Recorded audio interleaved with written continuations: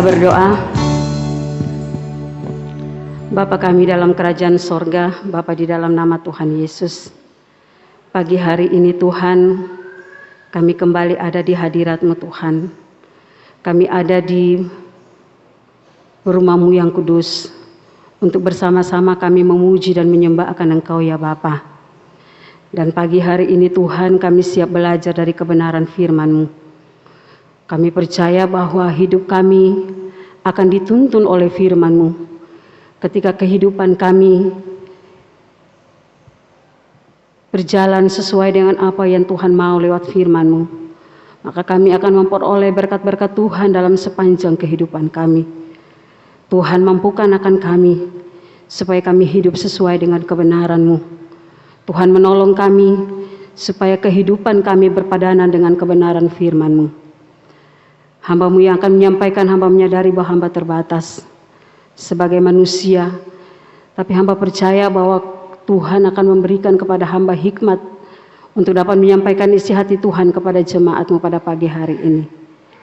Lewat kata-kata yang sebentar hamba sampaikan, kalimat yang disampaikan, hamba percaya itu datangnya daripada Tuhan, sehingga itu akan menolong kami semua, kami bertumbuh sesuai dengan kebenaran firman-Mu.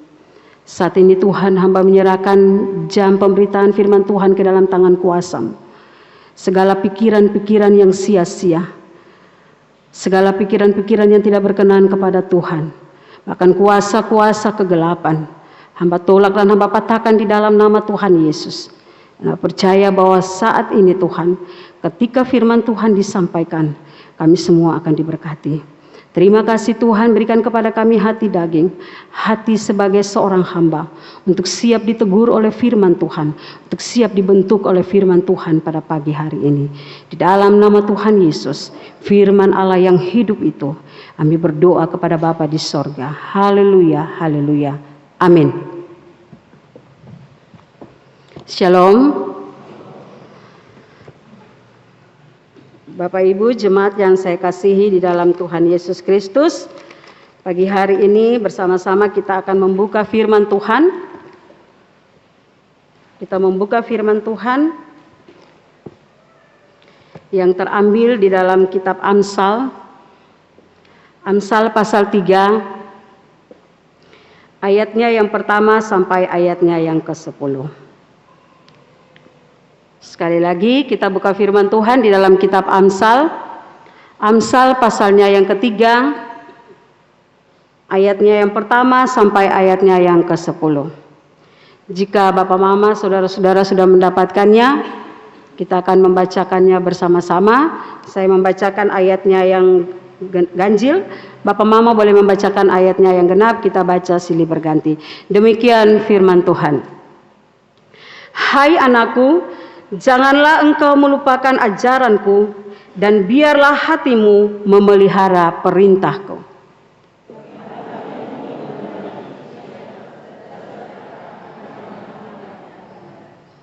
Janganlah kiranya kasih dan setia meninggalkan engkau, kalungkanlah itu pada lehermu, tuliskanlah itu pada loh hatimu.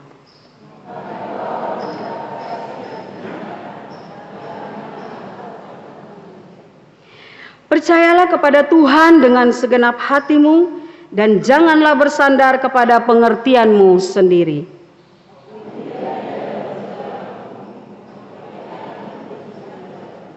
Janganlah engkau menganggap dirimu sendiri bijak, takutlah akan Tuhan dan jauhilah kejahatan.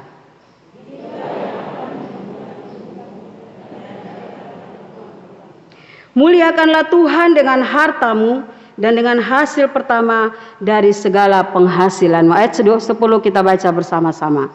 Maka lumbung-lumbungmu akan diisi penuh sampai melimpah-limpah, dan bejana pemerahanmu akan meluap dengan air buah anggurnya. Demikian jauh firman Tuhan bagi kita. Kata Yesus, berbahagialah setiap kita yang mendengarkan firman Tuhan dan boleh melakukannya dalam kehidupan kita hari lepas hari. Tuhan dimuliakan. Bapak, Mama, saudara-saudara yang saya kasihi di dalam Tuhan Yesus, pagi hari ini saya bawa kita untuk belajar satu tema, yaitu hidup yang diberkati. Kalau kita bicara tentang berkat, Semua orang pasti mau hidupnya diberkati, bukan? Semua, siapa saja, baik itu orang tua, orang muda, anak kecil, orang dewasa, siapapun mau hidupnya diberkati oleh Tuhan. Kalau kita melihat dalam Kamus Besar Bahasa Indonesia, berkat itu sendiri adalah karunia atau pemberian Tuhan yang membawa kebaikan dalam hidup manusia. Jadi berkat itu adalah karunia. Berkat itu adalah pemberian dari Tuhan. Jadi berkat itu tidak selamanya berupa uang, tidak selamanya berupa materi, tidak selamanya berupa benda. Jadi konsep atau cara berpikir kita, pandangan kita tentang berkat itu kadangkala salah. Kadangkala kita berpikir bahwa selalu berkat itu berupa sesuatu yang kita lihat dengan kasat mata. Tetapi kalau kita belajar dari firman Tuhan, dari nasihat Paulus, dari nasihat Salomo, kita akan tahu beberapa hal. Kita akan tahu berkat itu yang bagaimana. Bapak, Ibu, Saudara yang saya kasihi di dalam Tuhan Yesus Kristus, banyak orang berusaha untuk memperoleh berkat. Banyak orang berusaha dengan caranya sendiri untuk memperoleh itu. Ada dengan cara yang benar, ada juga dengan cara yang salah.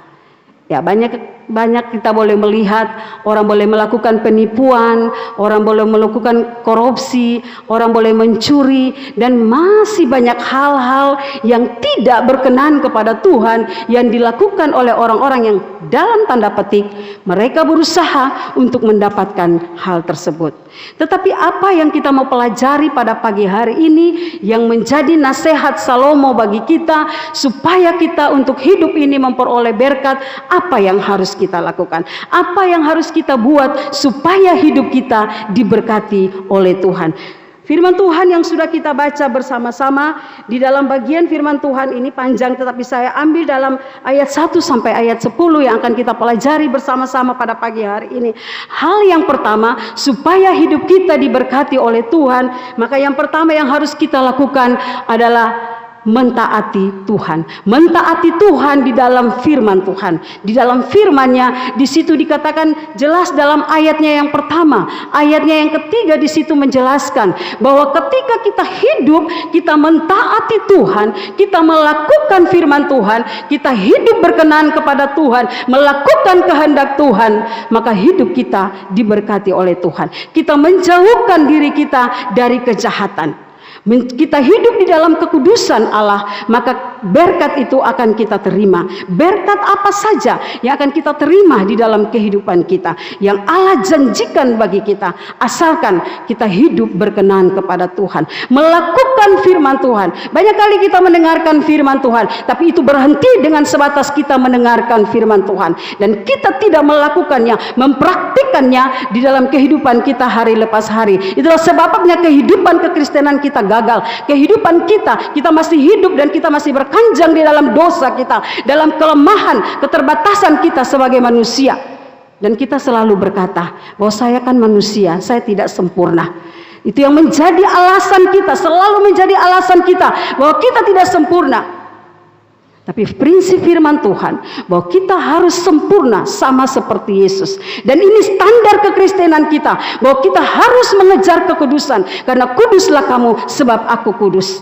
Jikalau kita hidup di dalam kekudusan Allah, kita mentaati firman Tuhan, saya percaya bahwa kita akan memperoleh berkat yang kita kehendaki dalam kehidupan kita. Bapak, Mama, Saudara-saudara yang saya kasihi di dalam Tuhan Yesus, kalau kita baca di dalam kitab Mazmur pasal 119 ayatnya yang 9, di situ dikatakan, dengan apakah seorang muda mempertahankan kelakuannya bersih, yaitu menjaganya sesuai dengan firman Tuhan. Dengan menjaganya sesuai dengan firman Tuhan. Bagaimana supaya kita mempertahankan kehidupan kita untuk benar di hadapan Tuhan. Bagaimana kita mempertahankan kehidupan kita supaya hidup kita selaras dengan apa yang Tuhan mau, apa yang Tuhan kehendaki bagi kita, yaitu kita harus hidup di dalam firman Tuhan, mentaati Allah di dalam kebenaran firman Tuhan. Karena semua yang Allah mau, semua yang Allah kehendaki, semua yang Allah suka, itu ada di dalam firman Tuhan. Firman Tuhan berkata, jangan membunuh, jangan berzina, jangan mencuri. Semuanya ada di dalam firman Tuhan. Apapun larangan, apapun yang Tuhan kehendaki ada di dalam firman Tuhan. Dan Dia mau sebagai orang-orang yang percaya kepada Tuhan, sebagai anak-anak Tuhan, standar kita adalah melakukan firman Tuhan. Kita harus hidup sesuai dengan apa yang Tuhan mau. Banyak sekali orang Kristen, banyak sekali orang yang mengaku percaya kepada Tuhan Yesus, tetapi hidupnya tidak sesuai dengan apa yang Tuhan mau. Hidupnya masih sesuai, dia masih senang-senang, masih bergejolak di dalam kehidupan dosanya, sehingga dia tidak bisa, bahkan tidak mampu untuk melepaskan diri dari kondisi itu. Bapak, mama, saudara-saudara yang saya kasih dalam Tuhan Yesus, dalam ayatnya yang ke-11 firman Tuhan berkata dalam Mazmur nomor 119, dalam hatiku aku menyimpan janjimu supaya aku jangan berdosa terhadap engkau. Dalam hatiku aku menyimpan janjimu. Ini yang dilakukan oleh Daud, karena Daud pernah mengalami suatu masa di mana dia berontak terhadap Tuhan, dia melakukan pelanggaran, dia berzina, dia membunuh istri daripada Uria, sehingga ketika dia menulis ini dia menyadari akan dosanya, dia menyadari akan keterbatasannya, pelanggarannya, sehingga dia berkata bahwa hanya firman Tuhan, hanya dengan menyimpan firman Tuhan di dalam kehidupannya dia tidak berdosa kepada Tuhan. Dan ini pelajaran kepada kita bahwa firman Tuhan itu tetap relevan, Bapak Mama, dulu, sekarang, sampai selama-lamanya. Firman Tuhan tetap sama bagi kita. Firman Tuhan tidak pernah berubah bagi kita. Apa yang Tuhan mau bagi kita, itu yang kita harus lakukan. Kehidupan kita, supaya kita memperoleh berkat yang Tuhan janjikan bagi kita, kita harus hidup menyimpan janji Tuhan, menyimpannya di dalam kehidupan kita, supaya kita tidak berdosa terhadap Tuhan. Kita lanjut dalam ayatnya yang ke-111 dalam Mazmur 119. Firman Tuhan berkata bahwa terhadap segala jalan kejahatan aku menahan kakiku supaya aku berpegang pada firman-Mu. Jadi sekali lagi Bapak Mama, kalau kita melihat ayat-ayat ini, bahkan dalam ayat 105, firman-Mu itu pelita bagi kakiku dan terang bagi jalanku. Bahwa firman Tuhan itu menjadi penonton, firman Tuhan itu menjadi pegangan, menjadi pedoman dalam sepanjang kehidupan kita. Mengapa banyak orang tersesat? Mengapa banyak orang bisa menyimpang ke kiri dan menyimpang ke kanan? Karena hidupnya tidak sesuai dengan firman Tuhan. Firman Tuhan menjadi panutan bagi kita, menjadi arah, menjadi kompas bagi kita, supaya kita ketika hidup ini, ketika kita jatuh, kita tahu bahwa firman Tuhan menegur kita, supaya kita tidak melakukan apa yang Tuhan larang bagi kita. Bapak, Ibu, saudara-saudara yang saya kasihi di dalam Tuhan Yesus, kebenaran-kebenaran kekal yang ada di dalam firman Tuhan itu sebenarnya menuntun kita, membawa kita supaya kita lebih lagi mengenal Allah yang benar dalam Kristus. Ketaatan kita penuh kepada Tuhan akan membuat kehidupan kita diberkati. Saya mengambil contoh daripada seorang tokoh Alkitab yang luar biasa, Abraham. Ketika itu dia masih bernama Abram. Ketika Tuhan memanggilnya untuk keluar dari Ur Kasdim, Mesopotamia. Ya, sekarang ini Mesopotamia atau Ur Kasdim itu adalah Irak. Ketika Tuhan memanggil dia keluar dari tanah, dari kampung halamannya, dia tidak pernah tahu di mana dia akan pergi. Ketika Tuhan menyuruh dia pergi, dia dengan penuh ketaatan kepada Tuhan, walaupun dia tidak tahu di mana dia harus pergi, kemana dia harus pergi, tetapi karena Allah menyuruhnya dengan penuh ketaatan kepada Tuhan, dia pergi. Dia pergi ke negeri yang Tuhan janjikan kepadanya, negeri yang asing baginya. Dia sama sekali belum pernah tahu tempat itu. Tetapi karena dia taat kepada Tuhan, dia taat kepada perintah Tuhan, dia taat kepada kehendak Tuhan, dia taat kepada apa yang maunya Tuhan, dia pergi ke negeri yang sama sekali, yang masih kabur-kabur, yang masih abu-abu bagi dia, yang sama sekali tidak dia tahu. Dia pergi ke negeri itu. Dan kita baca firman Tuhan di dalam Kejadian pasal 12. Di situ karena ketaatan daripada Abraham, Allah mengaruniakan kepadanya berkat-berkat. Janji-janji berkat yang Allah berikan kepada Abraham, Allah memberikannya berkat keturunan. Bahwa keturunannya, bangsanya akan sama seperti bintang di langit, banyaknya, dan seperti pasir di laut yang begitu banyak. Itu janji Tuhan. Dan tidak sampai di situ, Allah berjanji bahwa Allah memberikan nama yang masyhur bagi Abraham. Dan itulah sebabnya sampai pada hari ini kita tahu kemasyhuran daripada nama Abraham. Kita tahu sampai pada hari ini Israel begitu termasyhur. Itu janji berkat Tuhan.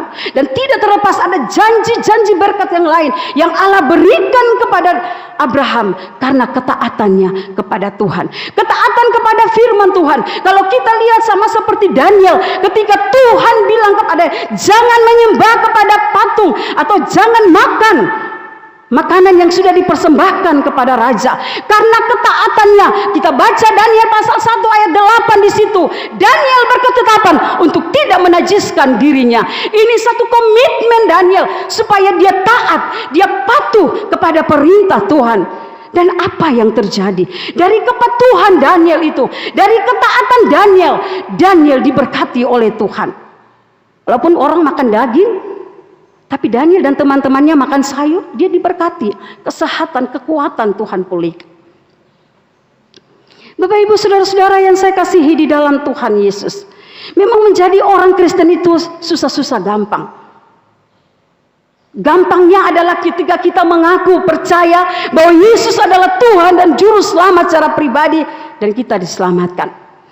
Tetapi susahnya adalah ketika kita mempertahankan kekudusan kita. Sekali seumur hidup kita mengaku bahwa Yesus adalah Tuhan, tetapi proses pengudusan harus berjalan, harus berlangsung terus-menerus dalam kehidupan kita. Karena apa? Kita ini masih manusia daging. Atau coba Bapak Mama cubit ini tangan, sakit kosonde, sakit. Itu artinya bahwa kita juga punya kelemahan. Artinya bahwa dalam menjalani hidup kita, kita pasti juga jatuh di dalam dosa. Tetapi Allah menghendaki supaya kita tidak berkanjang terus menerus hidup di dalam dosa kita. Kita harus bangkit keluar dan mengerjakan kekudusan itu hari lepas hari. Dan firman Tuhan berkata bahwa kita harus mengejar kekudusan. Tanpa kekudusan tidak ada seorang pun dapat melihat Allah. Dan itu firman Tuhan. Bapak Mama saudara-saudara yang saya kasihi dalam Tuhan Yesus, akan ada akibat, akan ada hal yang kita peroleh, yang kita terima ketika kita taat kepada Tuhan lewat firman Tuhan. Karena semua janji-janji Tuhan, kalau kita baca di dalam ayat 127 dari Mazmur nomor 119, firman Tuhan katakan bahwa itulah sebabnya aku mencintai perintah-perintahmu lebih daripada emas, bahkan lebih daripada emas tua. Bapak Mama suka emas kok? Suka ya? Apalagi itu sebagai investasi. Ya. Orang beli emas banyak-banyak supaya kalau tidak ada uang dia bisa pergi taruh di Pegadaian. Dan itu bisa jadi investasi. Emas, makan emas tua firman Tuhan. Kita simpan supaya investasi masa depan. Mungkin untuk anak-anak. Mungkin ketika kita butuh, pas tidak ada uang kita bawa, kita taruh di Pegadaian, itu bisa membantu. Kalau emas saja yang bisa berkarat, itu menjadi investasi bagi kita. Apalagi firman Tuhan. Firman Tuhan harus menjadi investasi hidup kita. Itu ke masa sekarang sampai kepada kekekalan. Karena firman Tuhan apa yang harus kita berikan kepada anak cucu kita, kepada generasi kita, adalah pengajaran firman Tuhan. Dan ini dimulai dari keluarga kita. Pengajaran firman Tuhan itu bukan dimulai dari guru sekolah minggu bagi anak-anak, bukan guru di sekolah bagi anak-anak. Mereka hanya penyambung daripada keluarga. Intinya bahwa pengajaran firman Tuhan yang benar itu ada dalam keluarga. Bapak mama harus mendidik anak-anaknya hidup di dalam kebenaran firman Tuhan sedari mereka masih kecil. Dari umur mereka masih kecil, itu umur-umur emas anak-anak untuk memperoleh firman Tuhan. Dan kita didik mereka dari kecil. Mengapa setelah anak-anak itu mulai dewasa, anak-anak mulai besar, mereka berpaling kepada Tuhan, mereka melanggar, mereka hidup di dalam dosa. Maka anak-anak muda saat ini, kalau pacaran tidak melakukan seks di luar nikah, itu bukan pacaran. Melakukan hal-hal yang tidak memuliakan Tuhan. Dan orang tua seakan mengangkat tangan. Bapak mama yang saya kasih dalam Tuhan Yesus, pengajaran firman Tuhan ini tegas. Bapak mama kita harus mendidik anak-anak kita supaya ketika mereka dewasa mereka tidak salah jalan. Ini firman Tuhan.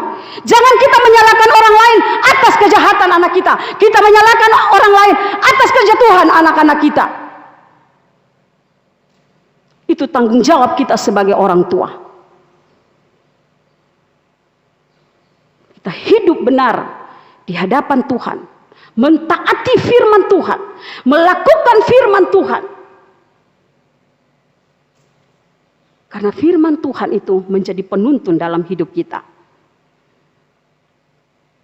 Kalau bapak mama pergi ke kota besar, katakanlah pergi ke Jakarta, kalau tidak tahu alamat, maka bapak mama akan tersesat.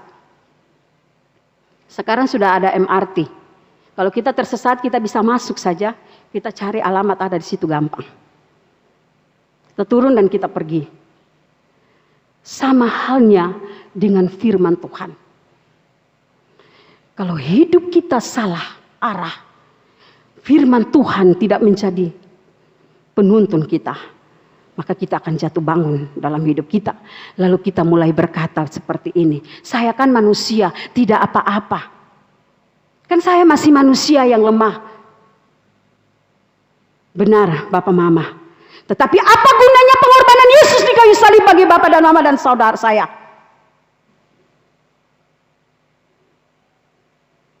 Yesus sudah berkorban bagi dosa kita semua.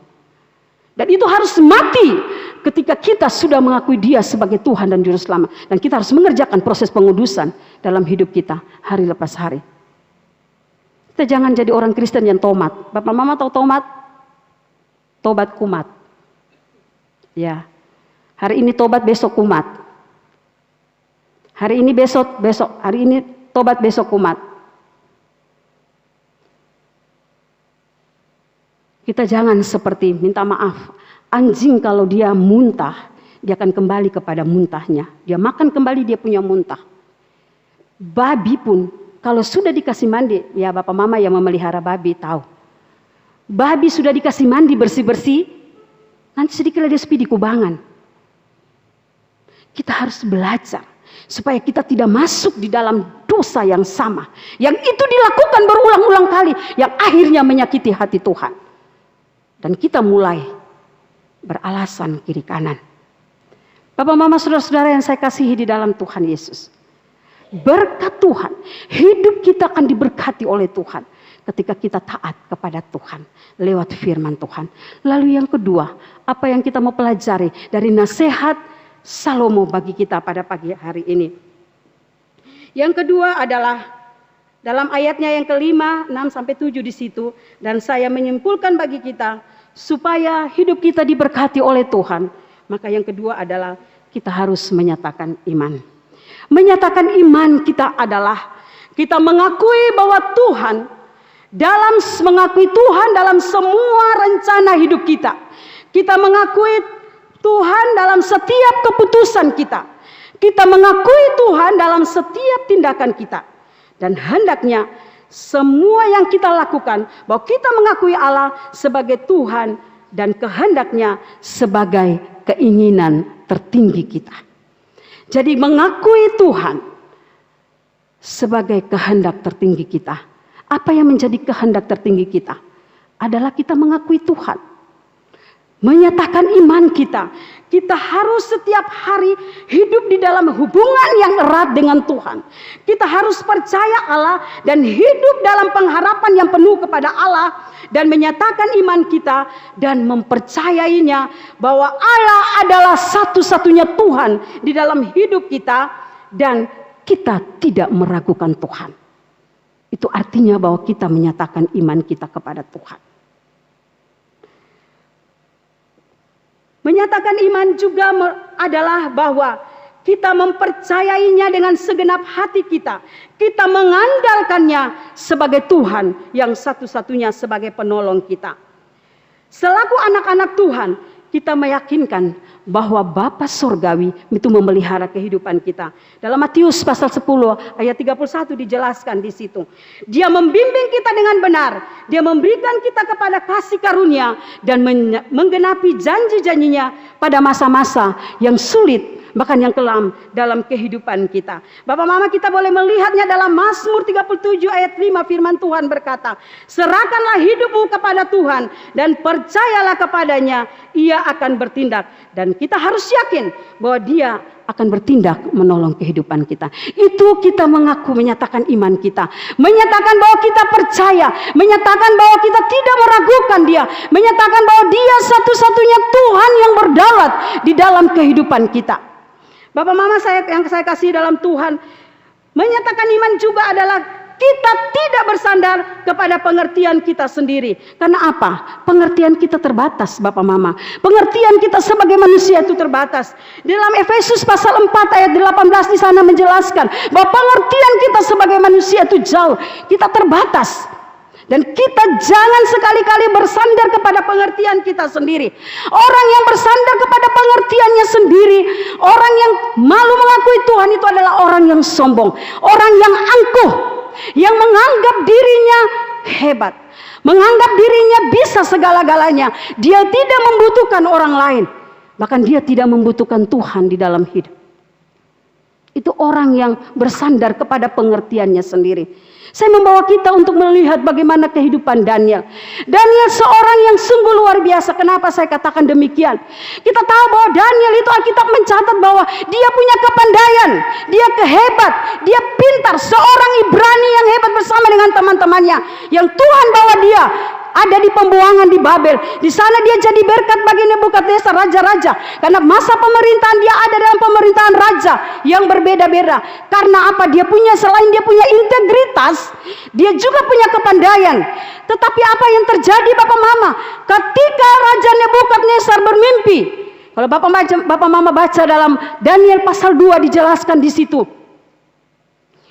Ketika Raja Nebukadnezar bermimpi dan dia datang kepada orang-orang pintar, ahli jampi, orang-orang hebat untuk mengartikan mimpinya. Dan mereka berkata bahwa mereka tidak bisa. Ada seorang Ibrani, dia bisa, namanya Daniel. Pada waktu itu namanya diganti. Bapak Ibu, apa yang Daniel katakan kepada Raja Nebukadnezar? Kita baca dalam ayatnya yang 28 jelas di situ. Dia berkata bahwa dan Allah, dia katakan bahwa Allah di surga yang dapat mengartikan mimpi itu.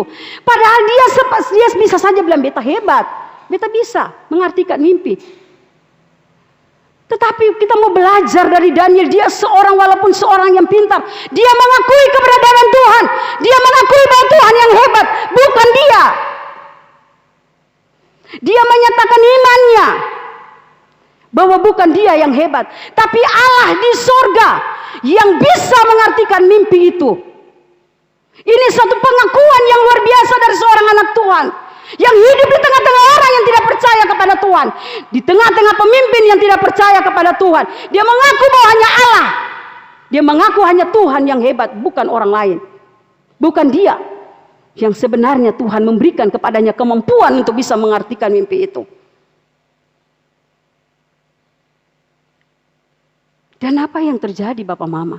Ayat 48 dari Daniel pasal 2 menjelaskan bahwa apa yang diterima oleh Daniel. Nebukadnezar memuliakan dia, memberikan nama yang masyhur kepadanya. Kalau kita baca, kita melihat contoh daripada Abraham. Abraham memiliki nama yang termasyhur. Dan Daniel pun demikian. Ada berkat yang dia peroleh, ada penghargaan yang dia peroleh dari Tuhan, dari manusia, dari Tuhan dan juga dari manusia. Kalau kita nanti baca, kita akan belajar terus firman Tuhan bagian di situ. Akibat dari kita melakukan firman Tuhan, akibat dari kita menyatakan iman kita. Bapak Ibu saudara-saudara yang saya kasihi dalam Tuhan Yesus, banyak orang dia baru tahu sedikit tapi sota. Bapak Mama tahu sota? So tahu. Baru tahu sedikit tapi soknya lebih banyak. Dan banyak ngomong. Tapi Bapak Mama lihat orang yang rendah hati. Dia akan lebih banyak diam. Orang yang rendah hati, dia akan tenang.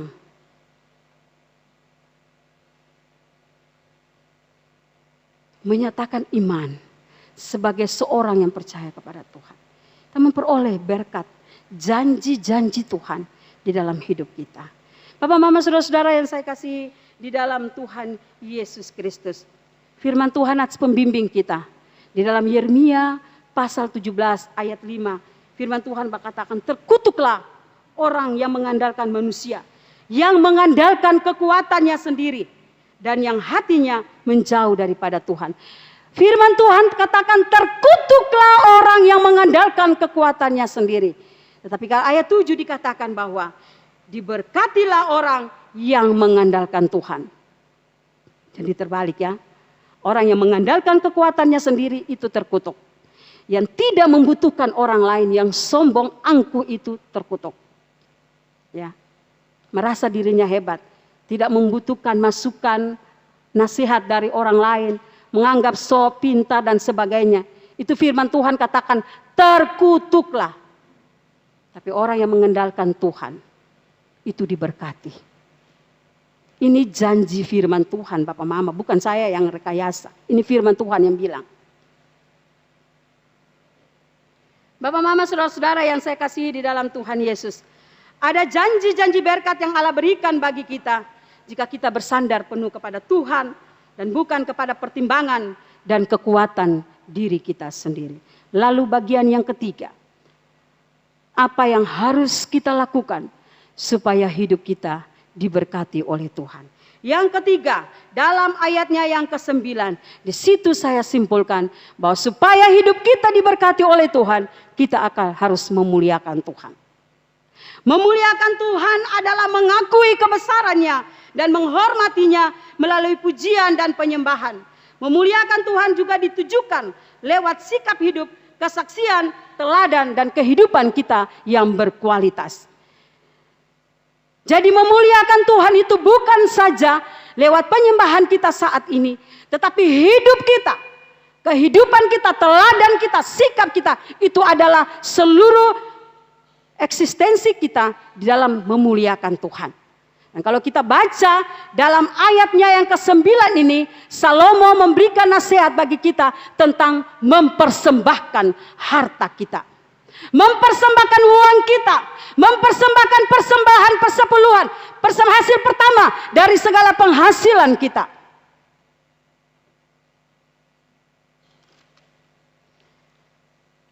Bangsa Israel, mereka mempersembahkan hasil panen pertama mereka kepada Tuhan sebagai pengakuan bahwa dialah atau Tuhanlah pemilik tanah mereka.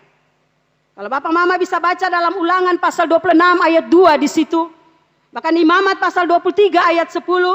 Imamat 25 ayat 23. Dan Kitab Bilangan 18 ayat 12 sampai 13. Di situ dijelaskan bagi kita. Bahkan kita harus memberikan hasil pertama dari pendapatan kita kepada Tuhan. Yang merupakan bukti bahwa kita menghormati Dia sebagai Tuhan atas kehidupan dan segala harta milik kita. Jadi Bapak Mama, apa yang ada pada kita itu bukan semua milik kita. Hasil pertama yang ada pada kita itu milik Tuhan. Maliaki pasal 3 ayat 10. 2 Korintus pasal 9 ayat 6. Di situ dijelaskan bagi kita. Bawalah persembahan 1/10 kita kepada Tuhan. Ya, itu bukan hak kita, itu hak Tuhan. Jadi jangan ada yang pencuri Tuhan punya milik. Kita sudah tahu 1/10, kita sudah tahu itu bagian Tuhan, kita simpan-simpan, kita punya dompet. Simpan-simpan di kita punya saku celana. Apalagi kalau kita punya gaji besar, keperluan juga pasti besar. Kita pikir-pikir, oh tidak apa-apa, saya pinjam dulu Tuhan, nanti baru saya kasih lagi. Tidak ada seperti begitu, berdalih dengan Tuhan. Itu milik Tuhan. Bangsa Israel diajarkan untuk memberi hasil pertama itu milik Tuhan. Ya, saya di Alor saya lihat orang-orang di Alor itu Kalau mereka berkebun, mereka punya hasil pertama, itu mereka bawa kepada Tuhan. Makanya kalau awal-awal ibadah itu, awal-awal bulan itu penuh. Gereja itu bagian depan itu penuh dengan hulu hasil semua dibawa kepada Tuhan. Ya, kita mungkin tidak ada di sini yang berkebun. Tetapi kita punya hasil yang Tuhan berikan melalui kita punya penghasilan, gaji, itu kita harus berikan kepada Tuhan. Karena itu hak Tuhan Bapak Mama, bukan hak kita.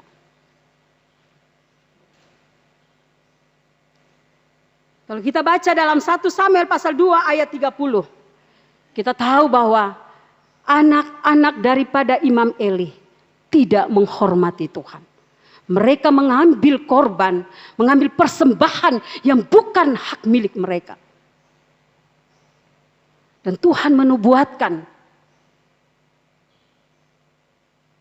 kepada mereka. Tuhan menubuatkan keluarganya mati, anak-anaknya mati. Ini ngeri Bapak Mama. Ini firman Tuhan. Bahwa kita selain mempersembahkan hidup kita, mempersembahkan itu Roma pasal 12 bilang mempersembahkan hidup kita kepada Tuhan. Kita memuliakan Tuhan dengan pujian, kita penyembahan sikap hidup kita. Tetapi harta kita harus mempersembahkan uang kita juga kepada Tuhan. Bukan Tuhan tidak ada uang Bapak Mama. Tapi Tuhan mau, karena Dia yang memberikan itu, Dia mau supaya kita punya ucapan terima kasih kepada Tuhan. Kita harus mengembalikan yang menjadi hak Tuhan. Salomo mengingatkan supaya kita memuliakan Tuhan secara khusus melalui persembahan hasil pertama kita kepada Tuhan sebagai bentuk penghormatan kita kepada Tuhan. Itulah sebabnya Tuhan yang pemilik segala-galanya, Dia memberikannya kepada kita dan Dia juga memberikan kepada kita sebagai pemilik, sebagai pengelola. Jadi sebagai pengelola, Allah sebagai pemilik, kita sebagai pengelola. Kita harus mengelola itu dengan baik, ya. Kita harus mengelola itu dengan baik, manajemen kita. Kita ini ahli manajemen sebenarnya. Kita lah ahli manajemen yang Tuhan. Bahkan kita ini semua pengelola. Apalagi ibu rumah tangga ya, bendahara di rumah bisa mengatur keuangan, mengatur keuangan dengan baik, Bapak. Atur keuangan dengan baik. Tapi jangan lupa bagian Tuhan harus diberikan.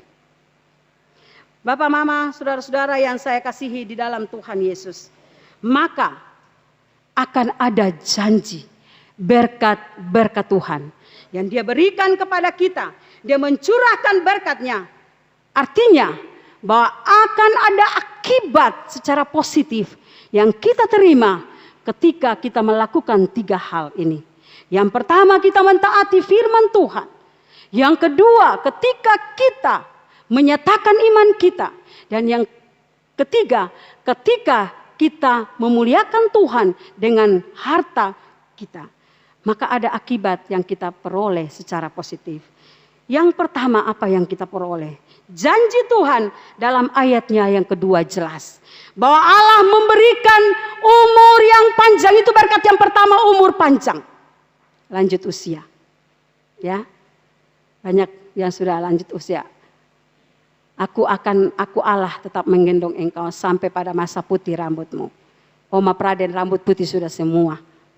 Ya, banyak orang tua. Ya, Opa Letsurun juga rambut putih semua. Tapi mereka ada sampai hari ini. Itu berkat Tuhan. Itu berkat Tuhan yang Tuhan berikan bagi orang yang mentaati Tuhan. Artinya bukan yang mati cepat juga tidak diberkati, tidak. Bapak Mama, saya tidak katakan demikian. Tetapi itu kedaulatan Tuhan.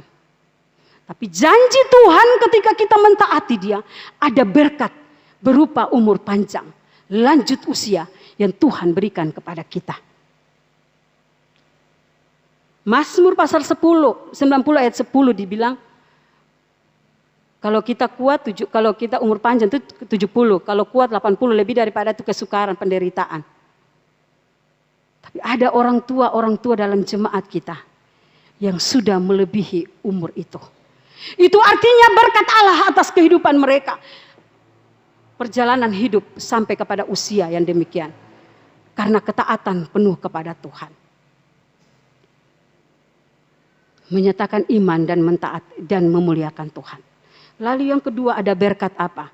Dikasihi dan dihargai oleh Tuhan dan manusia. Ayat 4 di situ ada penghargaan. Allah mengasihi kita, juga manusia mengasihi kita. Ya, karena memang Allah mengasihi kita, tapi kita juga manusia tidak dihargai oleh manusia. Ya, ada manusia yang tidak menghargai kita. Tapi kita bukan hidup sesuai dengan apa yang manusia katakan tentang kita. Tetapi kita hidup sesuai apa yang Tuhan katakan bagi kita. Ada penghargaan yang Tuhan berikan kepada kita. Dalam pandangan Allah dan juga dalam pandangan manusia. Itu berkat Bapak Mama. Kita ada di lingkungan di mana kita bekerja. Kita ada di lingkungan di mana kita hidup. Ada di dalam lingkungan masyarakat kita. Kita dihargai. Dan yang paling penting bahwa kita memperoleh penghargaan daripada Tuhan. Itu janji Tuhan. Itu berkat yang Tuhan berikan kepada kita. Lalu berkat yang berikut. Tuhan akan meluruskan jalan kita dalam ayat 6b. Ini sebenarnya berbicara kepada masa depan kita Bapak Mama. Yeremia 29 ayat 11, sebab aku ini mengetahui rancangan-rancangan apa yang ada padaku mengenai kamu. Demikianlah firman Tuhan, yaitu rancangan damai sejahtera dan bukan rancangan kecelakaan, untuk memberikan kepadamu hari depan yang penuh harapan. Bahwa Allah meluruskan jalan hidup kita. Ada masa depan yang indah yang Tuhan siapkan bagi kita di sana, yang tidak pernah kita tahu. Mungkin di belakang sana kita pernah mengalami sesuatu yang menyakitkan hidup kita. Padahal memang kita hidup di dalam Tuhan. Tetapi ada yang dilakukan oleh manusia yang menyakiti kita. Yang membuat kita terpuruk. Tetapi kita tidak pernah tahu bahwa keadaan kita di waktu ini akan membawa kita ke sana yang ada Tuhan janjikan kepada kita. Bapak Mama saya belajar dari seorang hamba Tuhan yang sudah tidak ada di sini. Saya kalau omong hamba Tuhan saya menangis. Tapi apa yang sekarang dia terima? Masa depan yang luar biasa.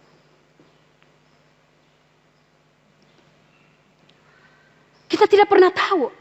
Mungkin Tuhan mengambil sesuatu yang merupakan milik kita yang berharga. Kita tidak pernah tahu ini di saat ini. Tapi setelah dengan berjalannya waktu kita akan mengerti. Bahwa itu sesuatu yang sedang Tuhan rencanakan dalam hidup kita. Dan kita akan bilang benar Tuhan.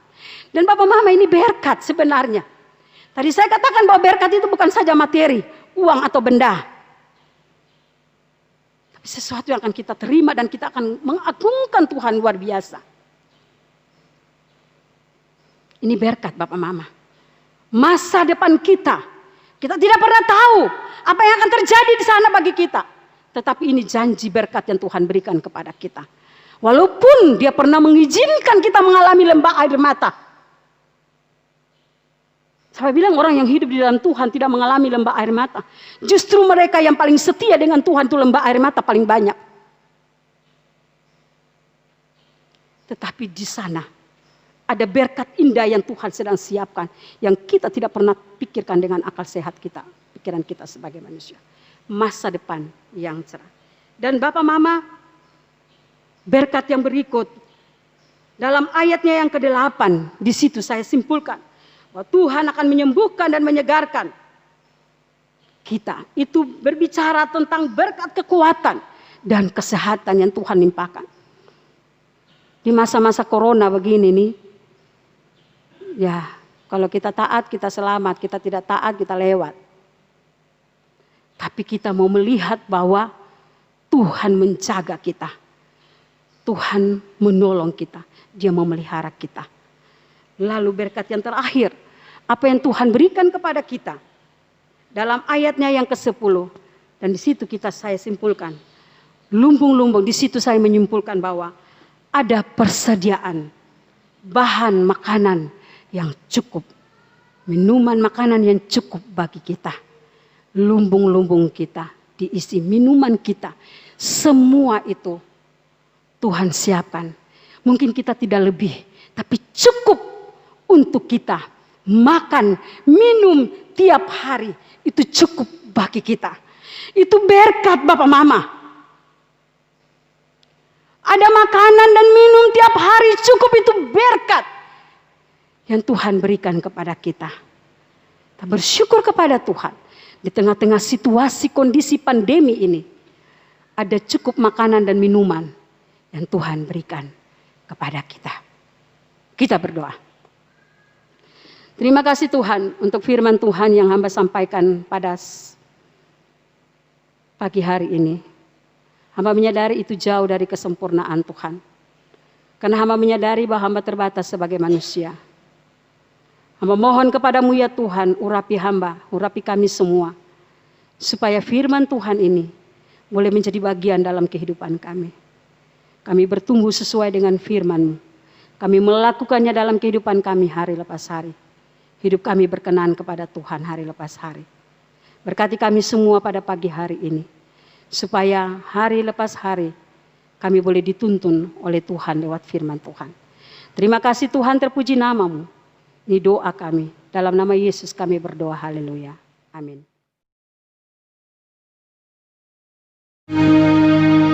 Benar ya Tuhan, ini pujian dan pengakuan kami di hadapan Tuhan. Bahwa Tuhan adalah gembala kami yang baik, yang akan menuntun dan membimbing kehidupan kami hari lepas hari. Terima kasih Tuhan, kami mengucap syukur kepadamu ya Tuhan di akhir daripada ibadah kami pada pagi hari ini. Tuhan telah melawat kami lewat puji-pujian kami. Tuhan telah melawat kami lewat firman Tuhan yang sudah diberitakan dan sudah kami dengar pada pagi hari ini. Bahkan Tuhan melawat kami lewat pergumulan permohonan yang sudah kami naikkan di hadapan Tuhan. Kesaksian-kesaksian kami di hadapan Tuhan.